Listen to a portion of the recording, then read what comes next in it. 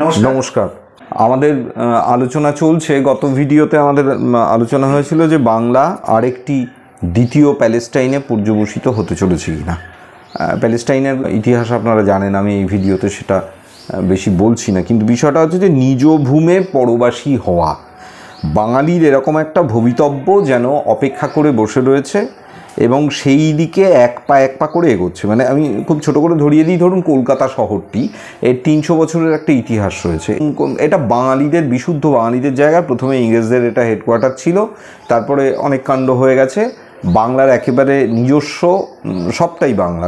এক পাশ দিয়ে গঙ্গা বয়ে গেছে বা ভাগীরথী বয়ে গেছে কলকাতা। সেই কলকাতা আজকে প্রধানত ধরুন অর্থনৈতিক কেন্দ্রগুলো সবটাই অবাঙালিদের হাতে।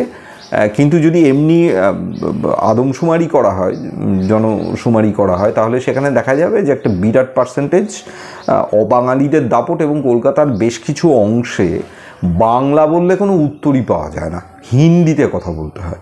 তো এই নিজ ভূমে পরবাসী হওয়ার এই যে মানে ইঙ্গিত, এটা খুব স্পষ্টভাবে আমরা দেখতে পাচ্ছি। এবং এই ব্যাপারটা যে রাজনৈতিক ধারা বয়ে চলেছে, কর্মকাণ্ডের ধারা, তাতে এটা পরিষ্কার যে এই দিকে ধীরে ধীরে বাঙালিকে ঠেলে দেওয়া হচ্ছে, মানে পশ্চিমবাংলার বাঙালিকে, যে তারা ধীরে ধীরে নিজ ভূমে পরবাসী হয়ে যাবে। এবার ধরুন 2-5 কোটি লোকের যদি নাগরিকত্বই চলে যায়, এরকম একটা জায়গায় যদি চলে আসে, তাহলে তো এটা আমি যা বললাম সেটা জাস্ট সময়ের অপেক্ষা মাত্র।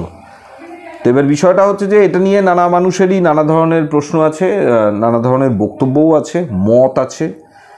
তো আমরা সরাসরি এনআরসিতেই যদি ঢুকি আজকের আলোচনায়, কারণ এখানে সবচেয়ে গুরুত্বপূর্ণ পার্টটা রাখছে এনআরসি। এবং সেক্ষেত্রে তুই একটুখানি বলে নে এনআরসি সংক্রান্ত যে কর্মকাণ্ড, এবং সেটা মূলত যে বাঙালিদেরকেই ওপরেই তার প্রভাবটা এসে পড়ছে নিয়ে যদি বলতে হয়, তাহলে প্রথমে মানে এনআরসি প্রক্রিয়া নিয়ে বলার কিছু নেই।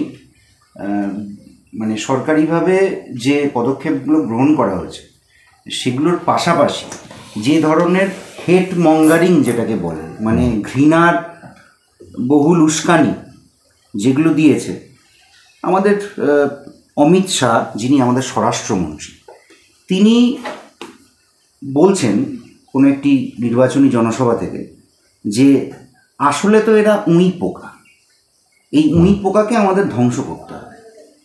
কোথাও উনি বলছেন যে এই বাংলাদেশি অনুপ্রবেশকারী, কোট আনকোট, যে তাদেরকে উল্টো করে ঝুলিয়ে তাদেরকে সিধে করতে হবে, সোজা করতে হবে। তো এই একজন স্বরাষ্ট্রমন্ত্রীর এহেন বক্তব্যে এবং এই বক্তব্যের মাধ্যমে যে এইভাবে একটা জনগোষ্ঠীকে তার নাগরিকত্ব কেড়ে নেওয়া, এবং এই কেড়ে নেওয়ার ভেতর দিয়ে তাদেরকে সম্পূর্ণভাবে মানে ভূমিহীন করে দেওয়া, এইটাকে মান্যতা তিনি দিয়ে দিলেন সারা ভারতবর্ষের কাছে, যে হ্যাঁ এটা করতে হবে, এটা আমরা করব, এবং এটা আমাদের জাতীয় কর্তব্য। উনি বিষয়টাকে এইভাবে এস্টাবলিশ করছে।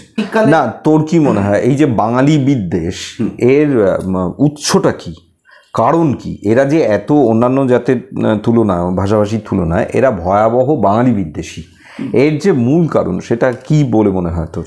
মূল কারণ এখানে যেটা, সেটা হলো যে বাংলার একটা দীর্ঘ, একটা সমৃদ্ধ ইতিহাস আছে, একটা সাংস্কৃতিক ইতিহাস আছে, একটা রাজনৈতিক ইতিহাস আছে। সেই ইতিহাস কোথাও না কোথাও বাঙালিকে ভারতবর্ষের শ্রেষ্ঠতম জাতি হিসেবে, বা আরও যদি বৃহত্তর ক্ষেত্রে ধরো যে এশিয়ার ভেতরে বাঙালিকে একটা শ্রেষ্ঠতম একটা জাতি হিসেবে যেটা তাকে এস্টাবলিশ করে, তাকে প্রতিষ্ঠা করে। তো খুব স্বাভাবিকভাবেই যে বাঙালির চালচুলো নেই, যে বাঙালির অর্থনৈতিক ক্ষমতা নেই, যাদের বড় বড় ব্যাংক ব্যালেন্স নেই, তাদেরকে কিভাবে এতটা সম্মান দেওয়া যায়? সুতরাং আস্তে আস্তে তাদেরকে অবনমিত করতে হবে, এটা তাদের উদ্দেশ্য।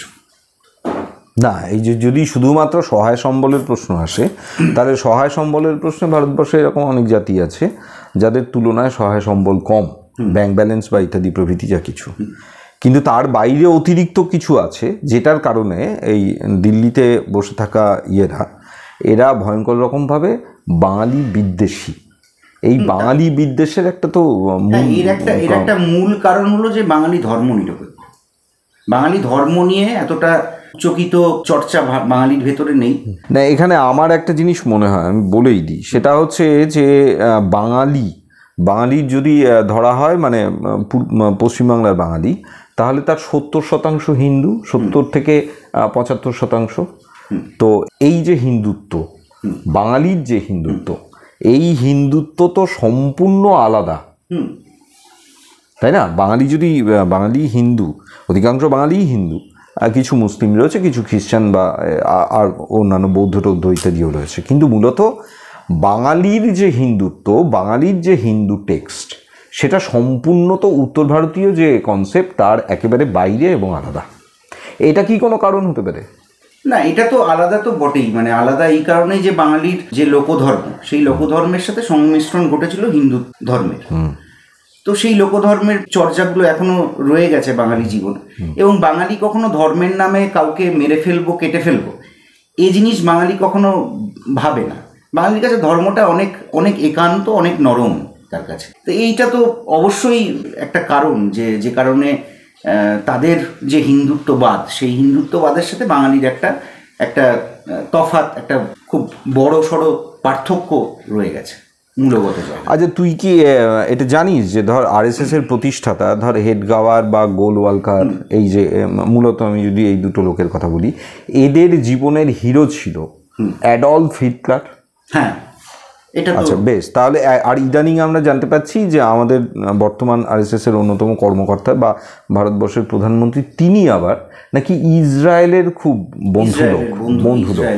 তা ইসরায়েলের মানে ইসরায়েলি বা এই যে ইহুদি, এই যে সেকশনটা, এই সেকশনটাকে পৃথিবীতে সবচেয়ে বেশি আর কি নক্কারজনকভাবে, পৃথিবীর ইতিহাসে বোধহয় এত নোংরা ঘটনা আর ঘটেনি যেটা হিটলার ঘটিয়েছিল।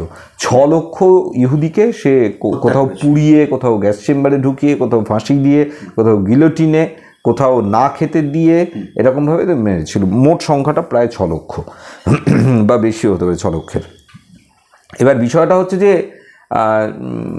ইহুদিরা সেটা জানেও, এবং আজকে এই যে মিডল ইস্টে যে ঘটনাটা ঘটলো আর কি, যে একটা রাষ্ট্র হিসেবে, প্রথমত জেরুজালেম একটা ইতিহাসে যদি যাই, বেশি যাব না, জেরুজালেম একটি পবিত্র শহর, আপনারা জানেন। সেটা একই সাথে খ্রিস্টানদের, ইহুদিদের এবং জেরুজালেমেই মানে মুসলিমদেরও পবিত্রতম জায়গা। মুসলিমদের পবিত্রতম জায়গার কারণ কি? কারণ হচ্ছে যে নবীর যে জীবন, সেই জীবন অনুযায়ী নবী যে যখন ওই স্বর্গের 7ম স্তর অবধি অতিক্রম করেছিলেন, যে স্থান থেকে তিনি ঘোড়ায় করে গেছিলেন এবং যেখানে ফেরত এসেছিলেন ইয়েতে গিয়ে আর কি 7 লোক ঘুরে, সেই জায়গাটা হচ্ছে জেরুজালেম।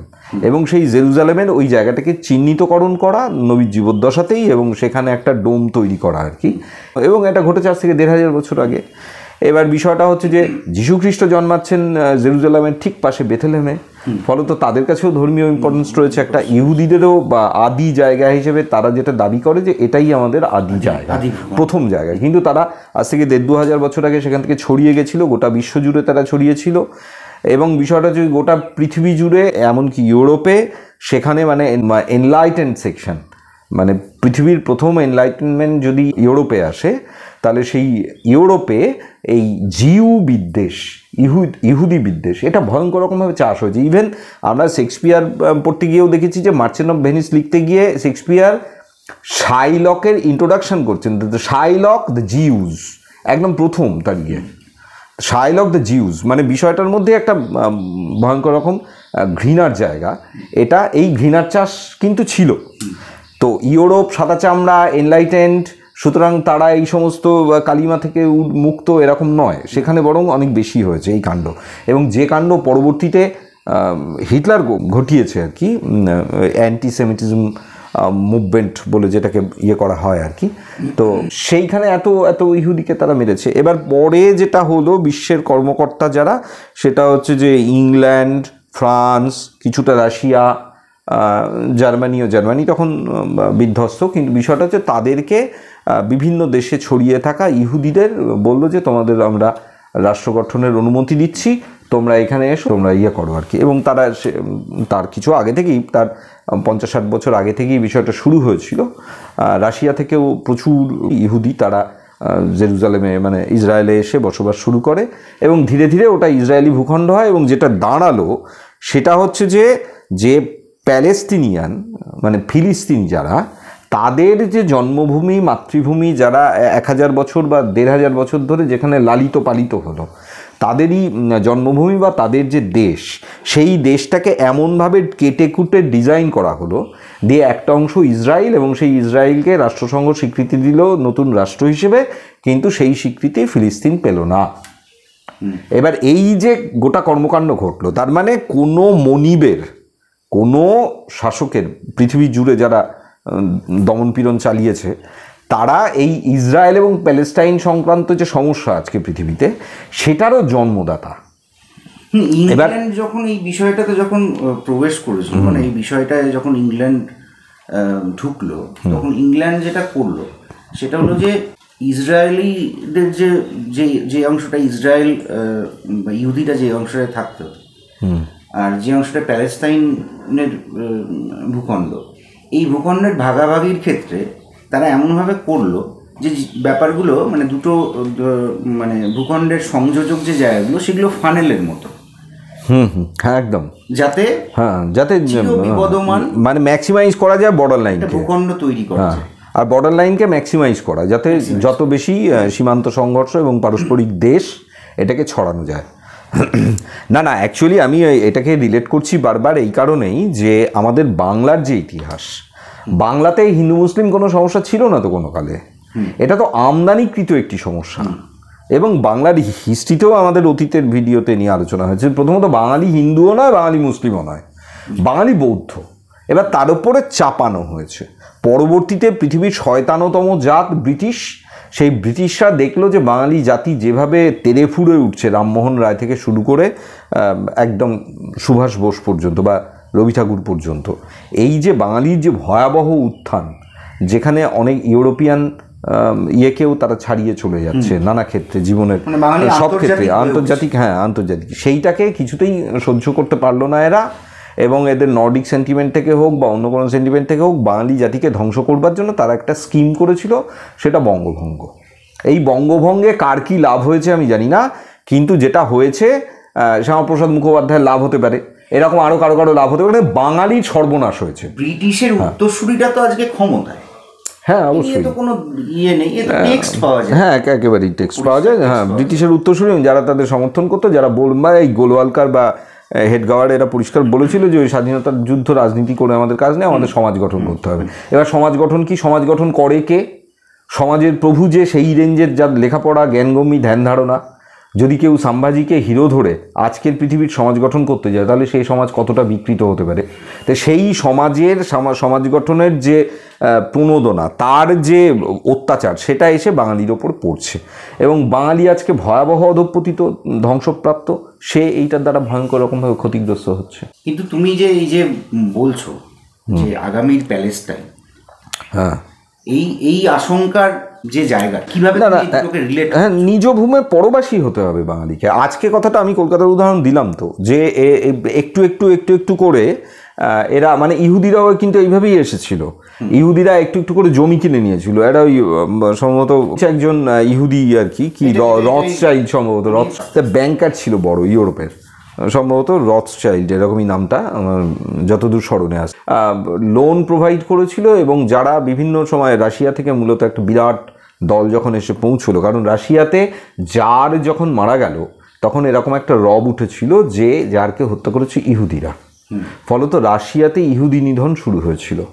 ইহুদিদের বিপক্ষে আমি কিছু বলছি না, তাদের উপরে প্রচুর অত্যাচার হয়েছে। কোনো জাতীয়তা নিয়েই আমার কোনো বিদ্বেষ নেই, রাগ নেই, ক্ষোভ নেই, এমনকি উত্তর ভারতীয় যে গোবলয়ের যে সেন্টিমেন্ট, সেটার প্রতিও আমার সমবেদনা আছে, সহানুভূতি আছে। তারা তাদের মতো থাক বাবা, আমার কোনো আপত্তি নেই। কিন্তু বিষয়টা হচ্ছে যে যেটা ঘটলো আর কি, এবং এটা ঘটানো হলো ইহুদিদের মতো অর্গানাইজড জাতি, মানে একটা নেশান গড়ে তুলতে গেলে যে যত যত পোটেনশিয়ালিটি লাগে, কী বা সাহিত্যে, কী বা বিজ্ঞানে, কিংবা অন্যান্য ক্ষেত্রে, জীবনের সমস্ত ক্ষেত্রে ইহুদিদের বড় বড় স্টলওয়ার্ড সব জন্মেছে। আইনস্টাইনের মতো বিজ্ঞানীদের, মার্কস নিজে ইহুদি। হ্যাঁ, তো এরকম বহু মানুষ পাওয়া যায়, অগুন্তি, 100 নোবেল পেয়ে গেছে এর মধ্যে ইহুদিরা। কিন্তু বিষয়টা হচ্ছে যে তাদেরকে যেখানটায় একদম আরবের মাঝখানটায়, আরব যে ভূখণ্ড আর কি, তাতে সিরিয়া, লেবানন, মিশর ইত্যাদি, এই যে অঞ্চলের ঠিক মাঝখানটায় যে জায়গাটাকে জেরুজালেমকে টার্গেট করে, যে জায়গাটাতে এদেরকে বসতি স্থাপন করালো মূলত ব্রিটিশরা, এবং তার সাথে মদতদাতা অন্য অনেকে ছিল। তাতে ধীরে ধীরে ধীরে ধীরে ওইখানে প্যালেস্টিনীয় যারা ছিল, যাদের বসবাস ছিল, তারা কোণঠাসা হতে শুরু করলো। একটা সময় তাদের সংখ্যা কমতে শুরু করলো, ওদের সংখ্যা বাড়তে শুরু করলো হু হু করে। তারপরে তো এই বর্ডার তৈরি হলো, এবং প্যালেস্টাইন আজ অবধি তো কোনো স্বাধীন কোনো রাষ্ট্র নয়। বিশ্বজুড়ে ইহুদিদের এই ভূখণ্ডে ব্যাক করা এবং এখানে নিজেদেরকে এস্টাবলিশ করা, তার আগে কিন্তু সারা বিশ্বজুড়ে মানে বিভিন্ন দেশে ইহুদিদের কিন্তু একটা বিশাল উত্থান ঘটে গেছে। হ্যাঁ, অবশ্যই। হ্যাঁ, সেইটা ওদের একটা বড় প্লাস পয়েন্ট হয়ে দাঁড়িয়েছিল। না, পৃথিবীর সমস্ত ক্ষেত্রে, ইউরোপ এবং এশিয়াতেও একটা বড় জায়গা জুড়ে ইহুদিরা ভয়ঙ্কর রকম অ্যাক্টিভ। তারা অসম্ভব মেধাবী, অসম্ভব, তাদের জাতিগত সেন্টিমেন্ট সাংঘাতিক, এবং তারা সাংঘাতিক রকম ইউনাইটেড। তো এইটা যদি থাকে কোনো একটা জাতি, তাহলে সে তো উৎকৃষ্ট জাতি হিসেবে তৈরি হবেই, ধীরে ধীরে দাঁড়াবেই। এবং এটারও রয়েছে যে রাশিয়া থেকে তারা যখন 1900 সালটা 1899 অথবা 1900 সাল, রাশিয়া থেকে এক লটে 35,000 ইহুদি এসে জেরুজালেমে পৌঁছলো, মানে এই ইসরায়েল বর্তমান যেটা। এবং সেখানে দেখা গেল যে পাথুরে জমি, সেই জমিকে চাষযোগ্য করে তুলবার জন্যে তারা প্রায় 1-2 জেনারেশন ধরে যে পরিমাণ করেছে আর কি, পরিশ্রম করেছে, সেটা অকল্পনীয়। 1, 2 হচ্ছে যে একটা কর্মদিবস এবং একটা কর্ম যেন নষ্ট না হয়, এই জন্যে প্রথম, মানে রাশিয়াতে যেহেতু তখন একটা মার্কসিজমের চলছে, ইহুদিরা খুব দ্রুত সেটা শিখে নিয়েছিল যে মার্কসের বক্তব্য কী। তো সেই অনুযায়ী এখানে ইসরায়েলের কমিউন তৈরি করেছিল, একটাই রান্নাঘর, সেই রান্নাঘরে গোটা গ্রামের রান্না হতো, সমস্ত পুরুষেরা চাষের কাজে যেত, নারীরা তাদের সাহায্য করতো, বাচ্চাদের দেখবার জন্য কিছু লোক ছিল, তারা একসাথে বাচ্চাদের দেখাশুনো করতো এবং লেখাপড়া করতো, এবং ওই সকলের টাইম মতো এসে খেত, আবার তারা নিজেদের কাজে বেরিয়ে যেত। এই প্রক্রিয়ায় তারা ওখানে কমিউন লাইফ ইসরায়েলে তৈরি হয়েছে। মানে রাশিয়াতে বিপ্লব হওয়ার অনেক আগে ইসরায়েলে ইহুদিরাই কমিউন তৈরি করেছিল, যাতে অনেক ম্যাক্সিমাইজ করা যায় যে সময়কে।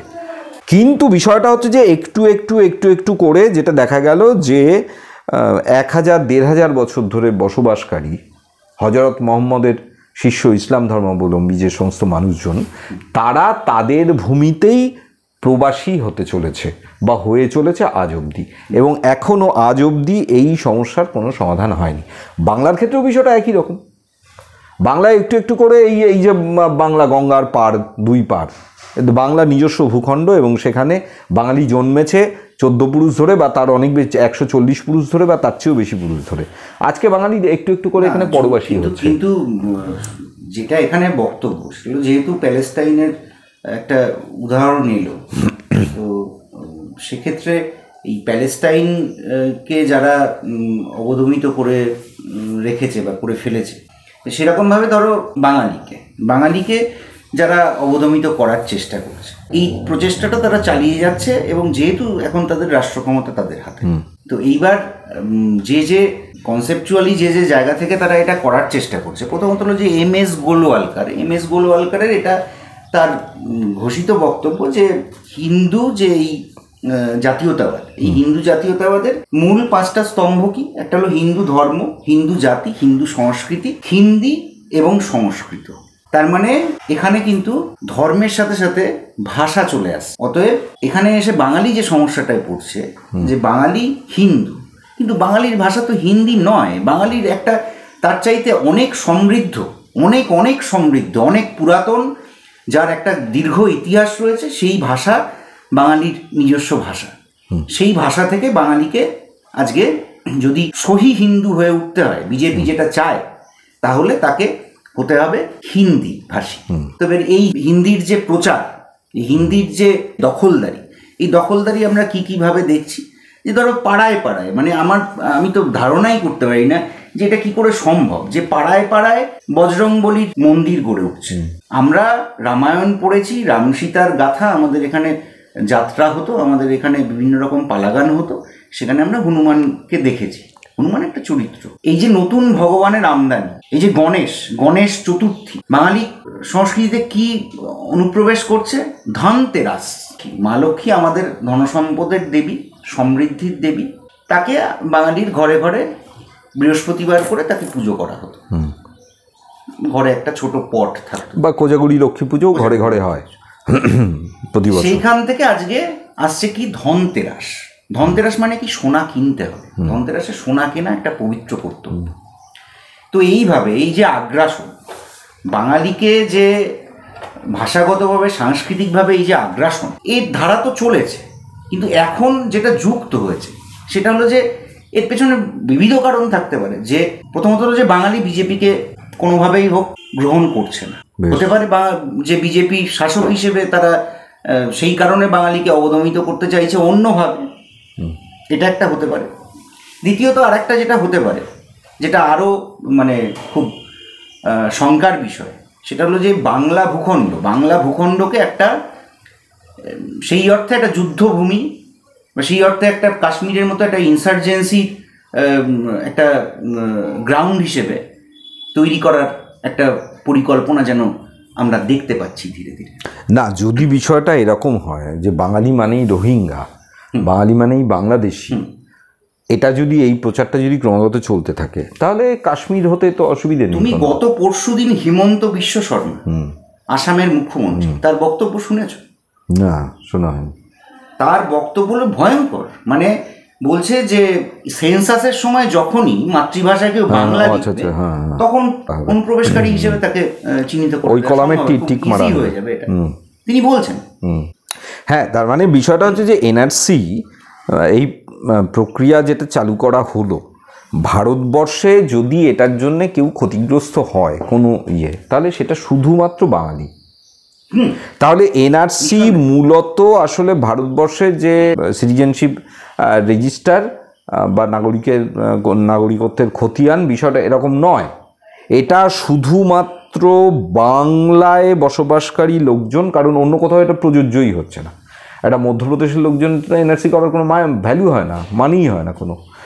তো এবার যেহেতু বাংলার পাশেই বর্ডার, অনৈতিকভাবে খুব নোংরাভাবে রাজনৈতিক উদ্দেশ্য চরিতার্থ করবার জন্য বাংলাকে ভাঙা হয়েছিল, যে সর্বনাশ এখনও বাঙালি মাথায় বহন করে বেড়াচ্ছে, সেইটার কিছু রেমনেন্স যা কিছু রয়ে গেছে, সেটা নিয়ে যত রকমভাবে পলিটিক্স করা যায় সেইটা করতে গিয়েই এনআরসির পরিকল্পনাটা তৈরি হয়েছিল। তাই যে ন্যাশনাল রেজিস্টার অফ সিটিজেনশিপ সম্ভবত এটা কংগ্রেসের আমলেই তৈরি হয়েছিল, কিন্তু এই যে রূপে, নবতম রূপে যেটা তৈরি হলো, আর আমরা অসমেও যেটা দেখলাম, অসমকে কেন্দ্র করেই এটা হয়েছিল।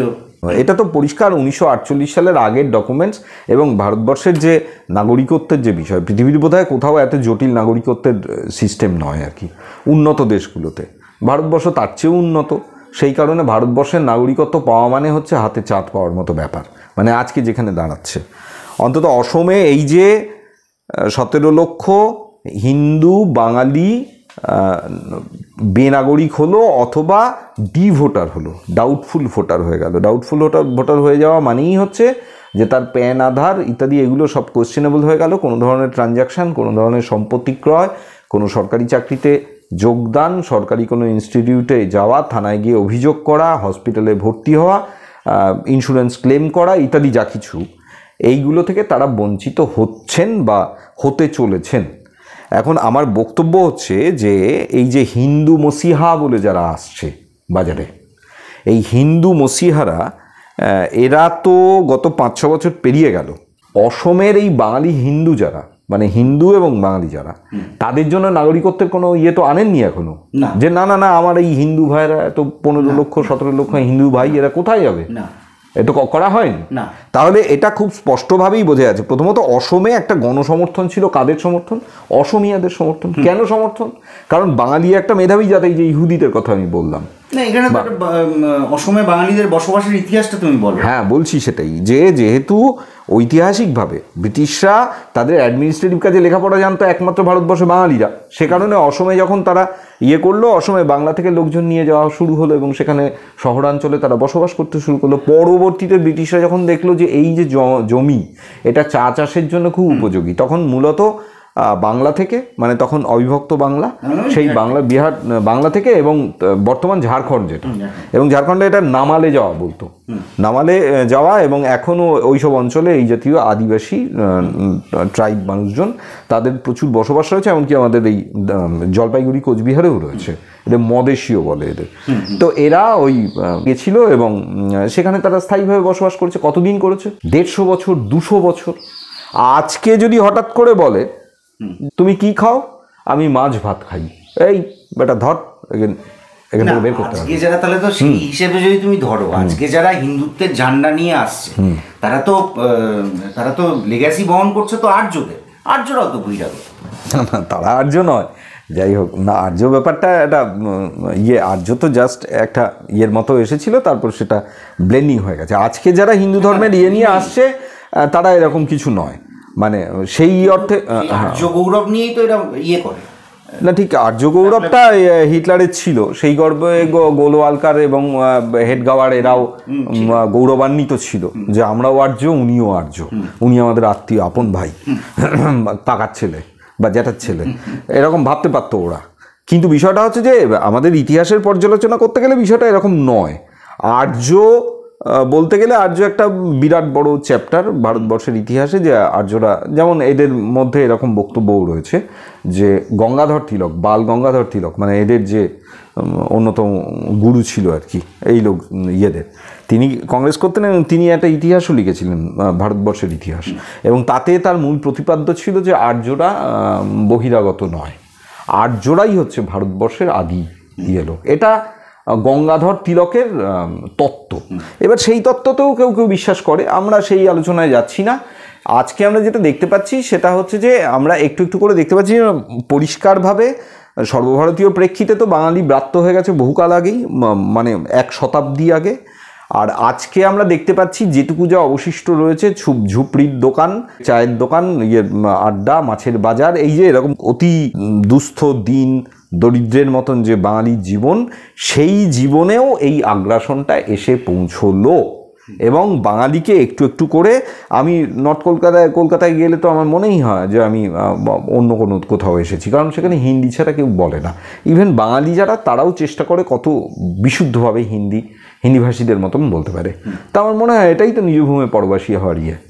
এবং এটা যে গতিতে যেভাবে এগোচ্ছে, তাতে যদি এই এনআরসি হয়, যেটা এরা করবে এবং ক্ষমতা পেলে তো অবশ্যই করবে, তাহলে বাঙালির কপালে বিরাট দুর্ভোগ রয়েছে। এবং সেইটারই একটা কন্টিনিউইটিতে আমি দেখতে পাচ্ছি বাংলাকে, মানে আমাদের পশ্চিমবাংলাকে প্যালেস্টাইন বানানোর একটা জায়গা। আমার কিন্তু মানে এর ভেতর দিয়ে আমার এটা বেশ কিছুদিন ধরেই আমার মনে হচ্ছে যে এই বিশেষত বাংলাদেশে হাসিনার পতন ঘটে যাওয়ার পর রাজনৈতিক যা বাতাবরণ বাংলাদেশে, এবং যা যা কিছু সত্য থেকে বেরিয়ে আসছে, তাতে করে কিন্তু এই যে মানে আমরা ভাবছি যে এটা একটা রাষ্ট্রীয় আগ্রাসনের সম্মুখীন হতে চলেছে বা আগ্রাসনের ভেতরে রয়েছে, আর সেটা আরও বেড়ে একটা অন্য একটা মাত্রা পেতে চলেছে পশ্চিমবাংলায়, সেরকম আমরা ভাবছি বটে।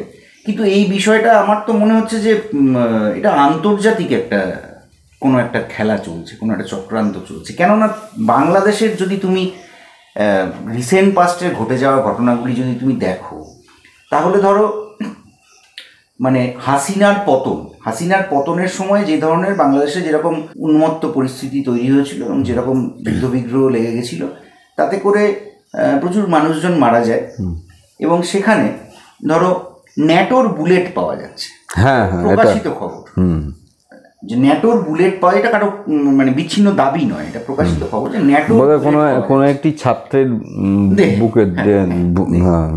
তো সেই ন্যাটোর বুলেট বাংলাদেশে এলো থেকে রাইট আফটার, মানে হাসিনার পতনের পরে, হাসিনা সেই সময় যখন ওই মানে অস্থির পরিস্থিতি তৈরি হচ্ছে, তখন হাসিনা এই বক্তব্য রয়েছে হাসিনার যে আমাকে অবনত করতে চাইছে, বাংলাদেশের কাছ থেকে সেন্ট মার্টিন দ্বীপ ছিনিয়ে নিতে চাইছে আমেরিকা, বারবার চাইছে। আমি বুঝতে পারছি যে সেই সব কারণেই আসলে এই ধরনের অস্থির পরিস্থিতি তৈরি করা হচ্ছে বাংলাদেশে, এটা চক্রান্ত করে করা হচ্ছে।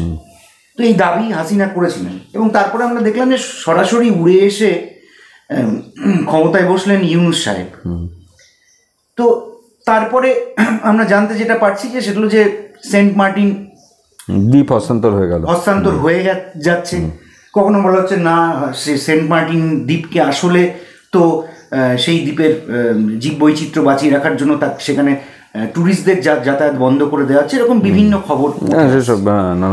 এবার তুমি এটা একটা রিয়েলিটি ধরো, তারপর তুমি ধরো এই যে মেইতেই কুকিদের যেটা মণিপুরে যে চলেছে, যে লড়াই চলেছে দীর্ঘদিন ধরে, যে যার দিকে আমাদের রাষ্ট্রের প্রভুরা যার দিকে দৃষ্টিপাত করেন না, দীর্ঘদিন করেও এখন আর কিছু করার নেই, ওরা এবার তো দেখাবে যে এরকম ভয়াবহ না, বরং ওনারা হয়তো ভেতরে অনেক কিছু করে যাচ্ছেন।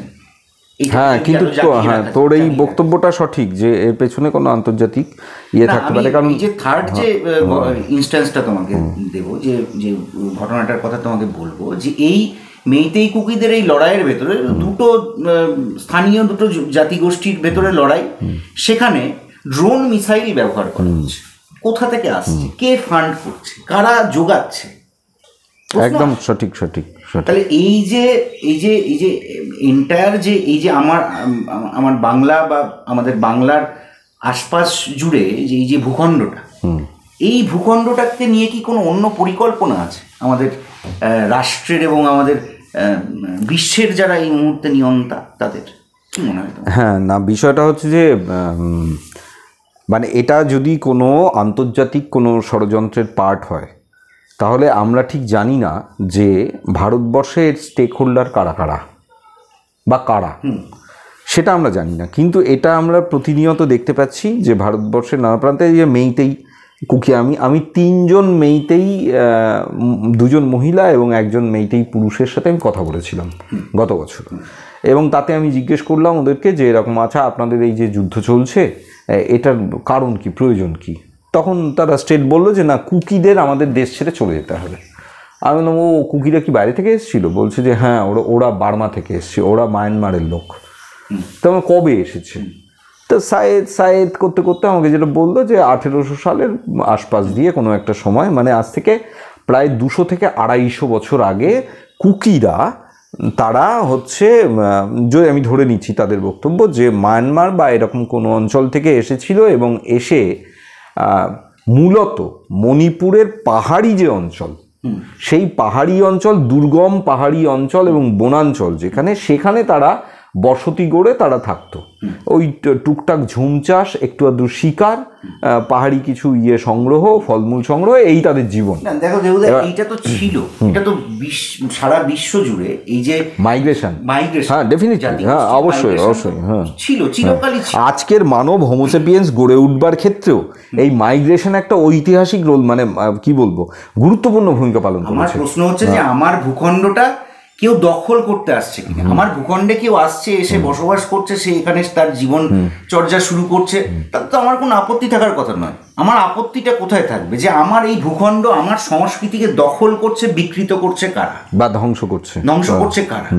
সেটা তো বাংলাদেশিরা নয়, না, প্রশ্নই নেই। সেটা করছে আসলে তো এই হিন্দিভাষীরা, হ্যাঁ, যারা বাইরে থেকে একদম।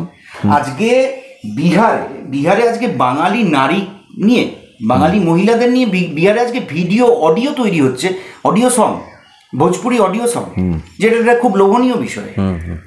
তা এটাকে আমাকে মেনে নিতে হবে বাঙালি হিসেবে। বাঙালিত্বের আবেগ যাদের ভেতরে রয়েছে, তারা এখন যে কথাটা বলে সেগুলো যে তোমার বাড়ি আর আমার বাড়ি হোটেল, আমার বাড়িতে এসে তুমি খাবে, থাকবে, আমার জাতির ওপর তুমি অপারেশন তৈরি করবে, দিয়ে দুটো থাপ্পড় মেরে তুমি চলে যাবে। এইটা হয়ে গেছে বাঙালির অবস্থা আজকে। তুমি যে গত ভিডিওতে তুমি যেটা বললে যে এখানে লুটপাট করতে আসছে, এরা এখানে আসছে, থাকছে, এখানের অর্থনীতিতে এরা অনুপ্রবেশ করছে, এরা জীবনযাপন করছে, তাতেও কোনো অসুবিধা ছিল না বাঙালি। কেননা আজকে যদি তুমি দেখো আমাদের কৃষ্ণনগর পুরনো শহর, এখানে বিহারিদের, ধরো এই যে বড়বাজার বিহারিটা দীর্ঘদিন ধরে ছিল, মারোয়াড়িদের তারা ছিল, মারোয়াড়িরা ছিল। কিন্তু তুমি এখানে আসছো, এখানে এসে বাংলার সংস্কৃতিকে ধ্বংস করছো, তুমি এসে এখানে লুটপাট করছো, তুমি অপরাধ করছো, তুমি এখানে এসে ক্রাইম করছো, করে নিয়ে তুমি বেরিয়ে চলে যাচ্ছ, সেটা বাঙালিকে মেনে নিতে হবে। না, একটা বড় ভূখণ্ডে একটা অংশের মানুষ এ জায়গা থেকে ও জায়গায়, ও জায়গা থেকে সে জায়গায়, এটা নানা সময়ই যায়। মাইগ্রেশন একটা ন্যাচারাল বিষয়। সভ্যতার, মানুষের সভ্যতার ইতিহাসে মাইগ্রেশন খুব গুরুত্বপূর্ণ ভূমিকাও পালন করেছে।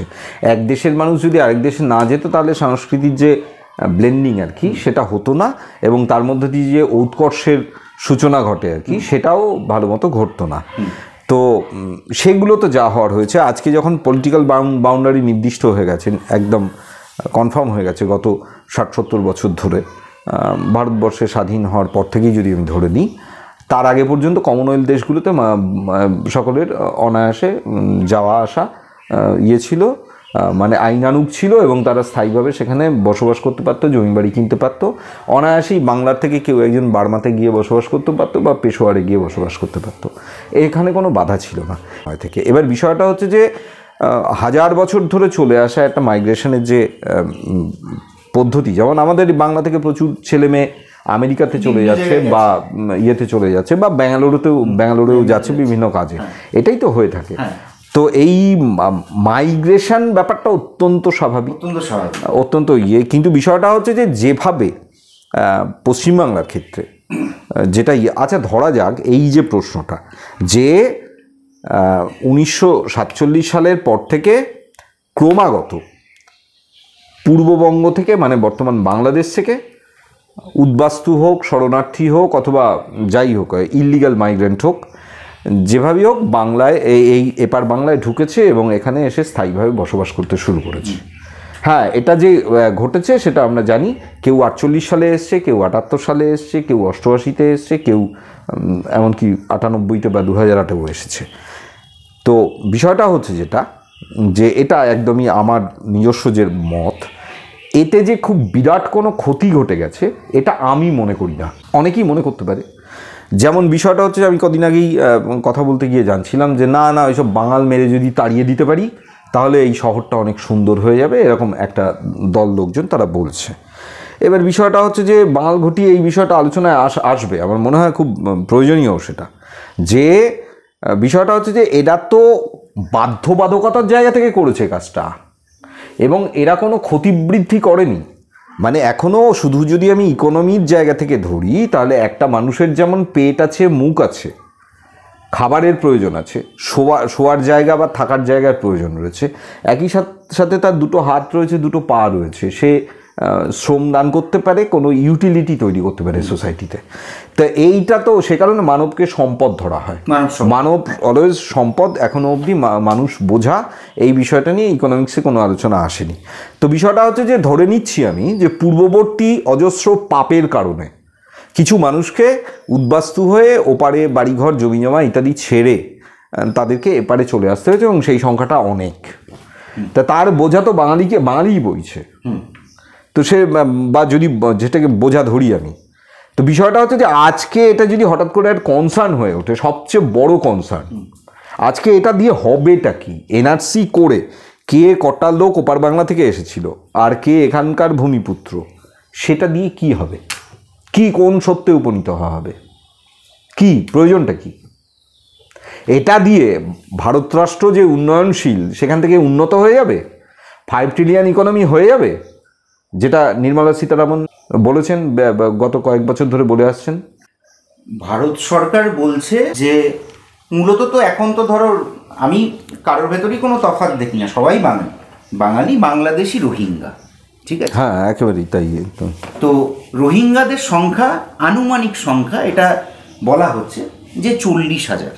রোহিঙ্গারা হলো একটা জনজাতি যাদের নিজস্ব কোনো ভূখণ্ড নেই, ইহুদিদের মতো কোনো ভূখণ্ড, যাদের সবচাইতে বড় জনজাতি, যাদের কোনো নিজস্ব ভূখণ্ড নেই। তো ভারতবর্ষের আমি যদি মোদি সরকারের একটু যদি আগে যাই, ভারতবর্ষের তো বহু শরণার্থী বিভিন্ন সময় এসছে, এবং ভারতবর্ষ তাদের তো কখনো রবি ঠাকুর বলে দিবে আর নিবে, মিলাবে মিলিবে, যাবে না ফিরে, এই ভারতের মহামানবের সাগরতে দিয়ে। তো এ তো আমাদের জানা, আমরা ছোটবেলা থেকে পড়ে এসেছি, আমরা এটাকেই সংস্কৃতি জানতাম।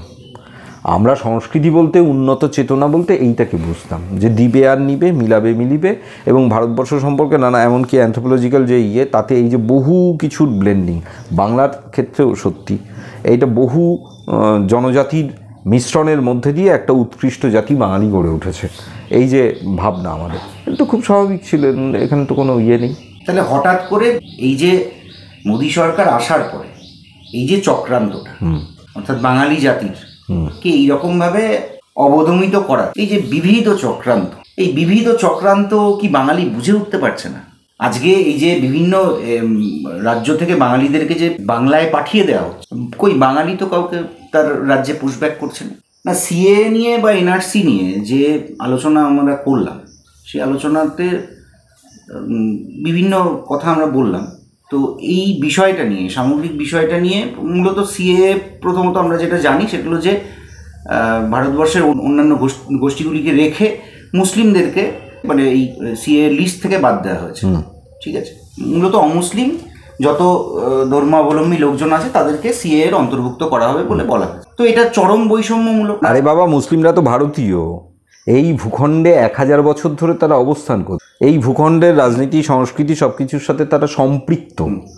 এটা আজকের কথা নয় তো, হঠাৎ করে কোনো এক গ্রামের কোনো এক মন্দিরে কেউ শপথ নিয়ে আমরা হিন্দু রাষ্ট্র বানাবো, এটাই আমাদের একমাত্র কাজ বলে চক্র, অন্ধকারের চক্র কাজ করতে পারে। তা তার তালে গোটা ভারতবর্ষকে তাল দিতে হবে, এটা তো এত মধ্যযুগের দিকে হাঁটা। তো সুতরাং সেটা তো সিএ নিয়ে বা এনআরসি নিয়ে ইন্টারন্যাশনাল রেসপন্স কি ছিল সেটা সম্পর্কে।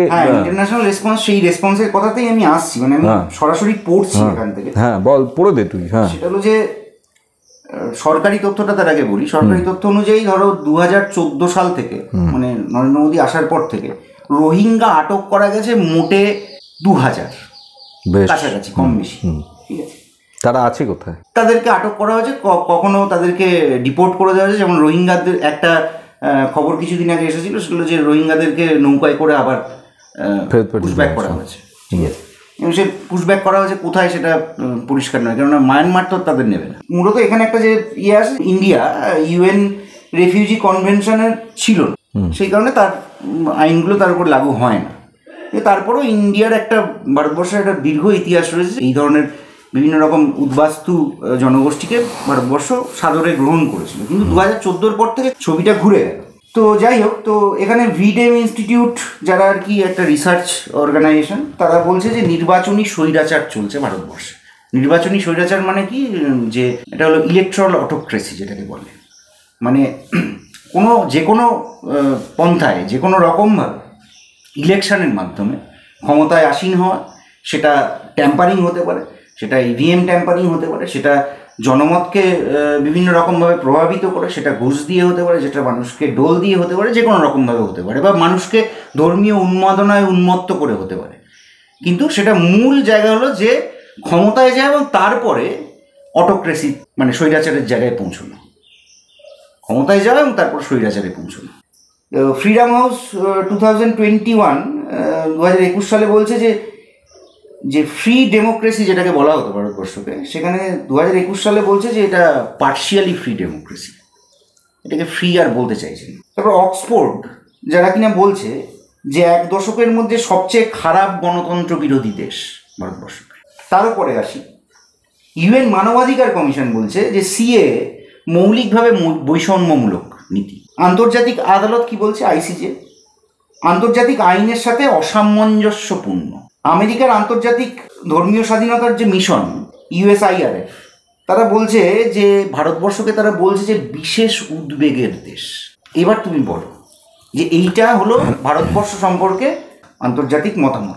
না, এই যে মতামতগুলো যে বিরাট ইম্পর্টেন্ট সেটা আমি বলছি না, আর সবার যে মতামতকে খুব শিরোধার্য করতে হবে সেটাও নয়, কিন্তু বিষয়টা হচ্ছে যে এটা আমরা একদম আমাদের স্পষ্ট চোখে, খোলা চোখে এটা দেখতে পাচ্ছি যে ভারতবর্ষে যে আইনের শাসন বলতে গেলে যা বোঝায়, আইনের শাসন প্রতিষ্ঠা করতে গেলে যে স্ট্যাচুটরি বডিগুলো রয়েছে সেইগুলোর স্বাধীনতায় হস্তক্ষেপ না করা, এই যে একটা সাধারণ বিষয় আর কি, সেটা রিজার্ভ ব্যাংক হতে পারে, সেটা যে কোনো কিছুই হতে পারে।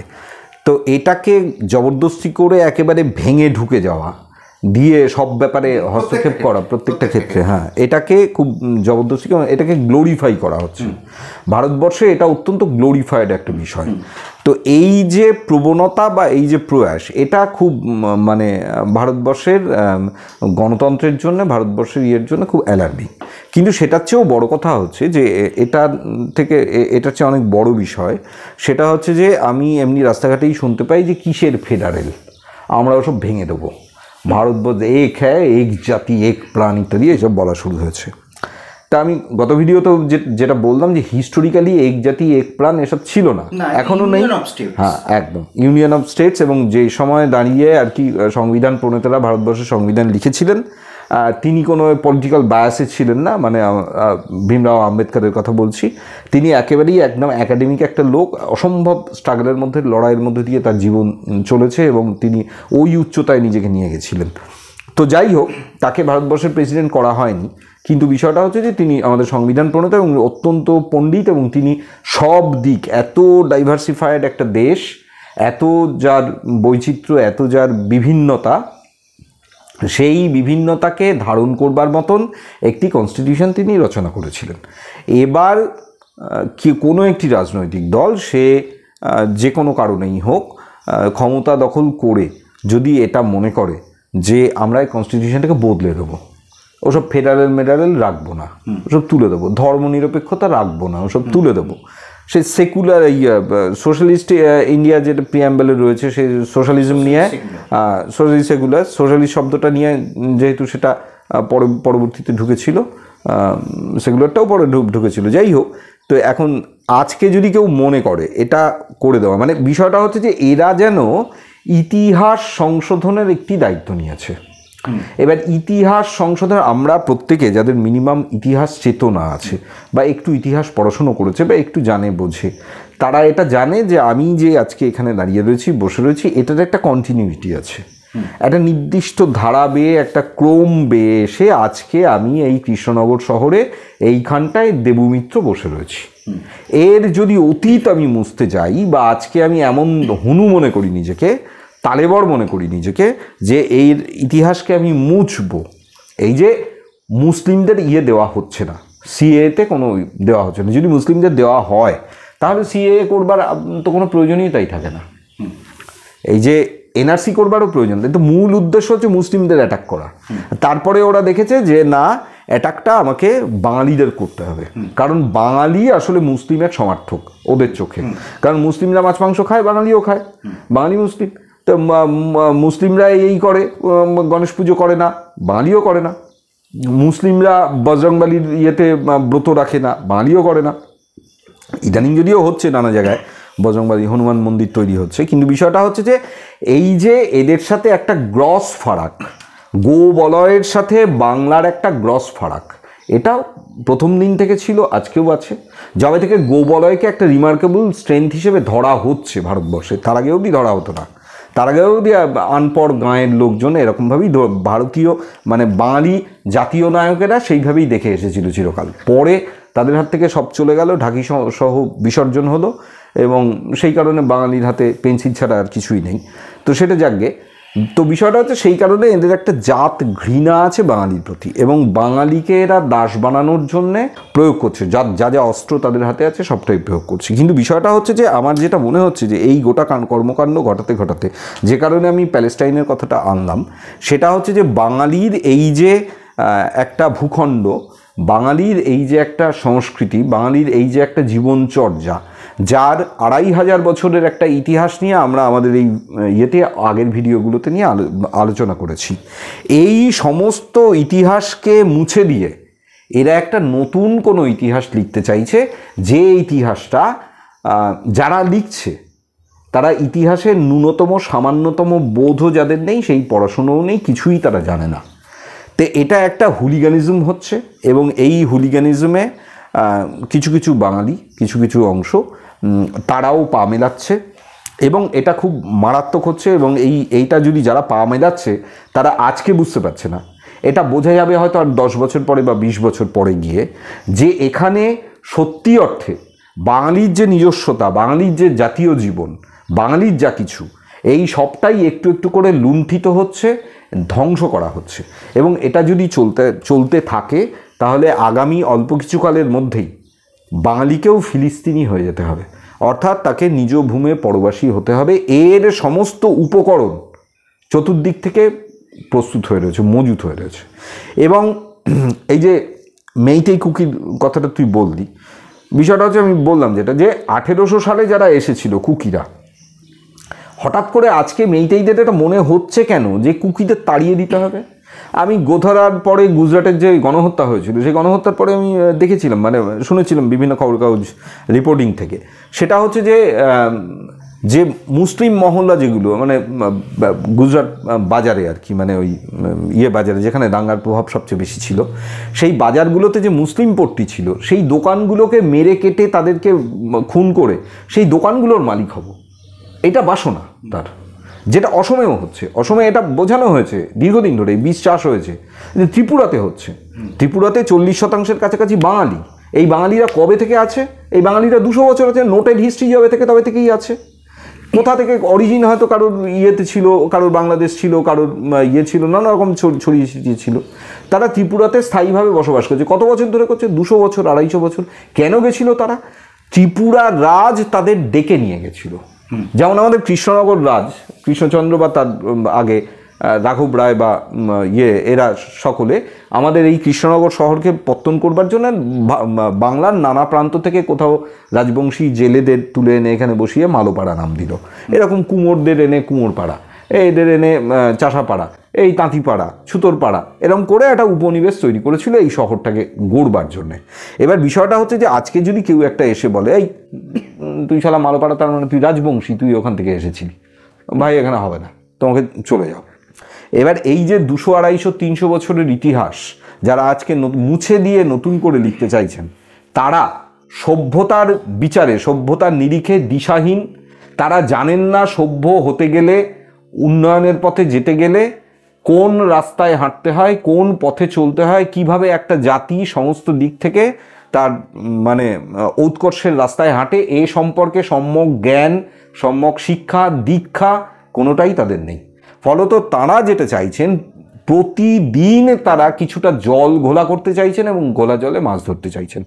এবং তার জন্যে সবচেয়ে বড় ক্ষতি যদি এই ভারতবর্ষে কারোর হয়ে থাকে, সেটা বাঙালি জাতির হচ্ছে।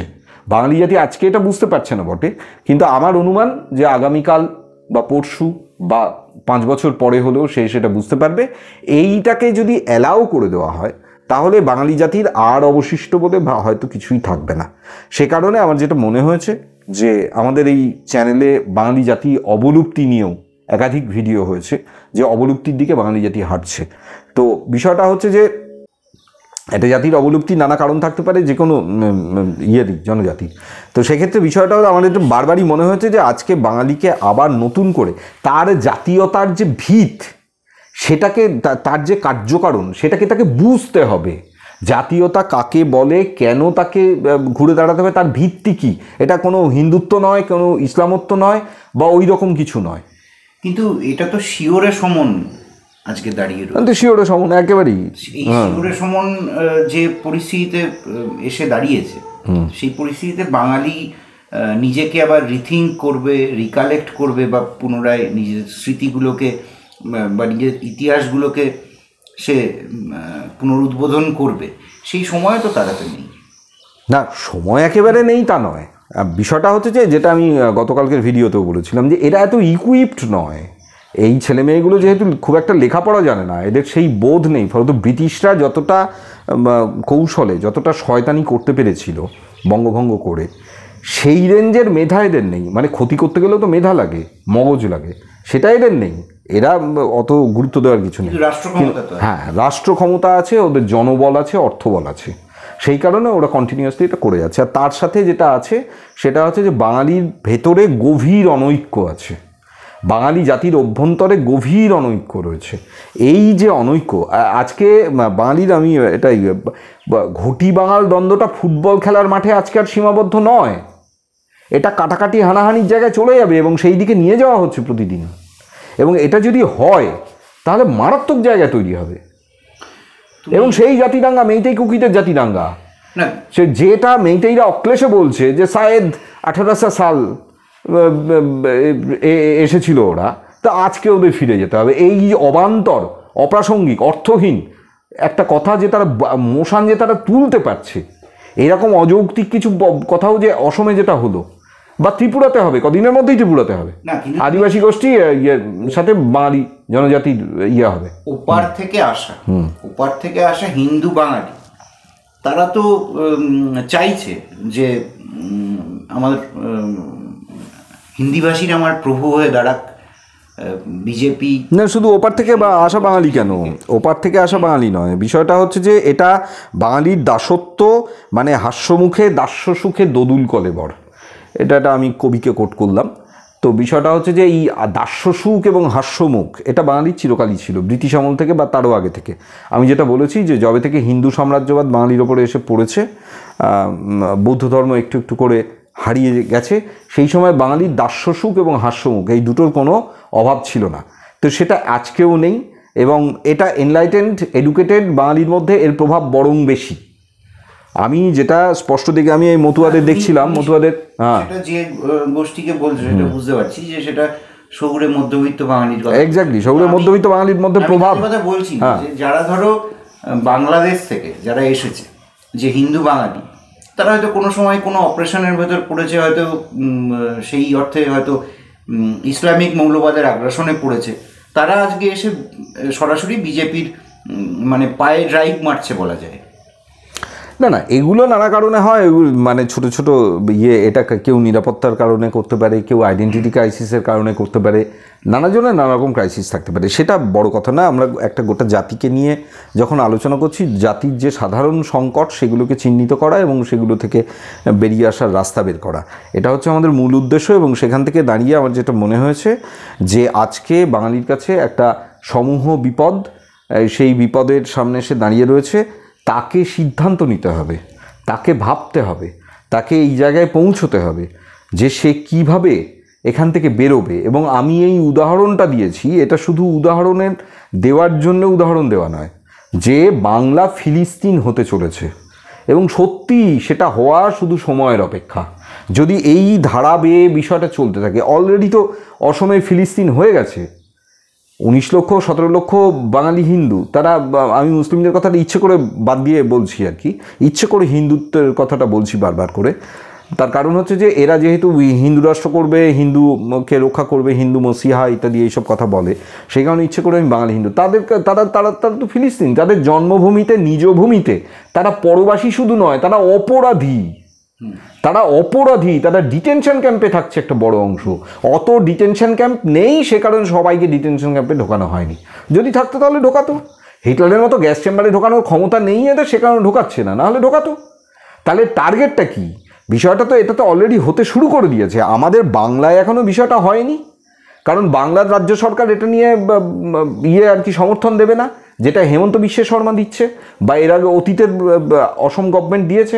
বাঙালি বিদ্বেষকে চালিয়ে দিতে পারলে তার পক্ষে কিছুটা জনমত তৈরি হয়, যেটা করেছে অতীতে, যেটা ত্রিপুরাতেও হচ্ছে, তার চাষ, ত্রিপুরাতেও এই চাষ চলছে আর কি, যে ট্রাইবাল যে সেকশন, সেই সেকশনটাকে বাঙালি সেকশনের বিরুদ্ধে খেপিয়ে দেওয়া বা লাগিয়ে দেওয়া। এই যে অসভ্যতার যে চাষ ভারতবর্ষ জুড়ে চলছে, এর আঁচ সবচেয়ে বেশি যদি কারো এসে পড়ে, কারো ওপরে, সেটা বাঙালির ওপর পড়বে। যে এই যে তুমি বলছো যে এনআরসিতে সম্মতি নেই, রাজ্য সরকারের সম্মতি থাকবে না, খুব স্বাভাবিকভাবেই থাকবে না, বা এই রকমভাবে এই ডিভোটার করার যে প্রক্রিয়া বিজেপি, কিন্তু আমি তোমাকে যেটা জানতে চাইছি তোমার কাছে, সেগুলো যে বা বোঝার চেষ্টা করছি, সেগুলো যে এই যে আমাদের যে রাজ্য সরকার, আমাদের যে মুখ্যমন্ত্রী মমতা বন্দ্যোপাধ্যায় মানে বাঙালির জাতিসত্তা বাঁচানো, বাঙালিকে বাঁচানো জন্য মমতা বন্দ্যোপাধ্যায় কতটা মানে তৎপর বলে তোমার মনে হয়? না, অ্যাকচুয়ালি মমতা বন্দ্যোপাধ্যায় যে বিষয়টা খুব গভীরে ঢুকে বোঝেন সেটা হয়তো নয়, কিন্তু বিষয়টা হচ্ছে যে এই জগন্নাথ মন্দির তৈরি করে জয় শ্রীরামের পাল্টা জয় বাংলা, জয় জগন্নাথ স্লোগান তোলা মমতা করেছে। মমতা আজ থেকে অনেকদিন আগে জয় বাংলা স্লোগান তুলেছিল। এটা তুলতে গেলে একটা বুকের পাটা লাগে, সেটা মমতার ছিল এবং আছে, এটা নিয়ে কোনো সন্দেহ নেই। তো এই জয় বাংলা স্লোগান আর কিছুকাল বাদে তুললে হয়তো সে লিঞ্চিং হবে, এরকম একটা পরিস্থিতি। তো সেখানে মমতা এই যে ব্যাপারগুলো করেছে, এটা তো অবশ্যই মানে এটা ধরে নেওয়া যায় না। আমি হেমন্ত বিশ্ব শর্মার উদাহরণটা দিচ্ছিলাম হেমন্ত বিশ্ব শর্মার ইউএসপিওটা যে বাঙালি বিরোধী, সালা বাঙালি লোক মেরে এখান থেকে তাড়া, এই যে এটাতে অসমীয়াদের একটা বড় সমর্থন পাবে, কারণ তারা ভাবছে যে হ্যাঁ মেরে তাড়ালেই ওই বাড়িটা আমার হয়ে যাবে, ওই দোকানটা আমি নিয়ে নেবো, আমার ছোট সেজো ছেলেকে ওইখানে বসাবো। তো এবার এটা যে হয় না, এটা যে করা যায় না, তো এই ন্যূনতম বোধ যাদের নেই তারাই কাণ্ড করছে। পশ্চিমবাংলায় এসে এইটা সম্ভব নয়, এটা বলতে গিয়ে আমি বলেছি। এটা ঠিক আছে, কিন্তু পশ্চিমবাংলায় যে হিন্দির যে আগ্রাসন চলছে, ধরো মোটামুটি ভাবে 2.5 কোটি, না এটা তো একদম পশ্চিমবাংলায় জাঁকিয়ে বসেছে। কেউ রুজি রুটি করে খাচ্ছে, তাতে কোনো আপত্তি থাকার কারণের কথা না, কিন্তু তারা যে বাঙালিও নানা জায়গায় রয়েছে, মাথায় ওঠার চেষ্টা করছে। না না না এইটাই ব্যাপার, এই যে মাথায় ওঠার চেষ্টা করছে এবং সাংস্কৃতিকভাবে আগ্রাসন চালাচ্ছে, সংস্কৃতিকে নষ্ট করছে। না সেটা নির্বোধ বলে করছে, ওরা যেহেতু একেবারেই নির্বোধ সেই কারণে এটা করছে। বাঙালির এই ভদ্রতার সেন্স আছে, বাঙালি কোথাও গেলে মহারাষ্ট্রে গিয়ে যদি 6 মাস থাকে সে মারাঠি ভাষা বলবার চেষ্টা করে, এটা বাঙালির একদম নিজস্ব ব্যাপার। কারণ হচ্ছে যে একটা পার্শ্ববর্তী আরেকটা সংস্কৃতিকে আরেকটা ভাষাকে ভ্যালু দিতে গেলে যে সাংস্কৃতিক উৎকর্ষ লাগে, সেই উৎকর্ষ তো এদের নেই, এই বাচ্চাগুলোর নেই। আমরা তো কিন্তু বাঙালির সেটা আছে তো, অন্য ভিন রাজ্য থেকে এসেছে, আমরা একটু গল্প করি, হ্যাঁ তার সাথে গল্প করি, তার জীবনকে বোঝার চেষ্টা করি, তার লড়াই সংগ্রাম, তার স্ট্রাগলকে ধরবার চেষ্টা করি, এটাই তো সভ্যতা, এটাই তো নিয়ম।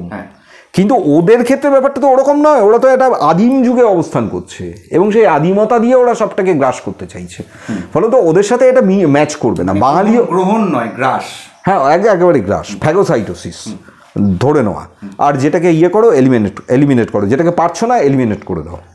যেটাকে আমি অ্যামিবার খাদ্য গ্রহণের প্রক্রিয়া হচ্ছে ফ্যাগোসাইটোসিস। অ্যামিবা যেহেতু এককোষী প্রাণী, তার কোনো মুখ টুক ইত্যাদি এসব নেই, সে যেটা করে তার ওই দেহটা আঁকতে পাকতে এগোয়, সামনে যদি খাদ্যবস্তু থাকে গোটা শরীরটা দিয়ে সেটাকে করে নেয়, গ্রাস করে নেয়, এবং তারপরে সেটা ওই পরিপাক প্রক্রিয়ার মধ্যে দিয়ে সেটা শরীরের অংশ হয়ে যায়। আর যেটাকে পারে না সেটাকে ওই সাধ্যমতো ঠেলতে থাকে আর কি, সেটাকে ধ্বংস করতে থাকে, করবার চেষ্টা করে। তো এখানেও সেইটাই চলছে, যে যেহেতু বাঙালিকে এটা করা যাচ্ছে না, ফ্যাগোসাইটোসিস করা যাচ্ছে না, সেই কারণে তাকে যত রকমভাবে মেলাইন করা যায় সেটা করো, এটা একটা প্রক্রিয়া। বাঙালি এই প্রক্রিয়ার পার্ট ছিল না কোনো কালে, অতীতেও কখনো ছিল না, এবং বাঙালি এইভাবেই নিয়ে চলেছে, সবটাকে মিলিয়ে একটা অখণ্ডের সন্ধানে। রাজ্য তার সরকারি ক্ষেত্রে বিভিন্নভাবে হিন্দি ভাষাকে যেভাবে ইন্ট্রোডিউস করছে বা যেভাবে জায়গা করে দিচ্ছে, এটা সিম্পল পপুলিস্ট পলিটিক্স করতে গিয়ে তো মমতা ব্যানার্জি করছে একেবারে 100%। হ্যাঁ, তো ইরফান পাঠানকে এনে মুর্শিদাবাদে দাঁড় করিয়ে দাও, বহরমপুরে দাঁড়িয়ে দাও, তারই পার্ট যেন খুব সহজে আর কি। রুকবানুর রহমানকে এনে চাপড়াতে ভোটে দাঁড় করিয়ে দেওয়া, কারণ সেই উর্দুভাষী বলে আমাদের বাঙালি মুসলিমদের থেকে উর্দুভাষী মুসলিমদের মান্যতা মুসলিম মহল্লায় অনেক বেশি, মানে বাঙালি মুসলিম মহল্লায় উর্দুভাষী মুসলিমের যে গ্রহণযোগ্যতা অনেক বেশি, এটা মমতা ব্যানার্জি জানে। সেটা মুসলিম মহল্লায় এখন ইদানিং হয়েছে উত্তরপ্রদেশের ছেলে ছোকরাদের সেটা অবস্থা বাঙালির।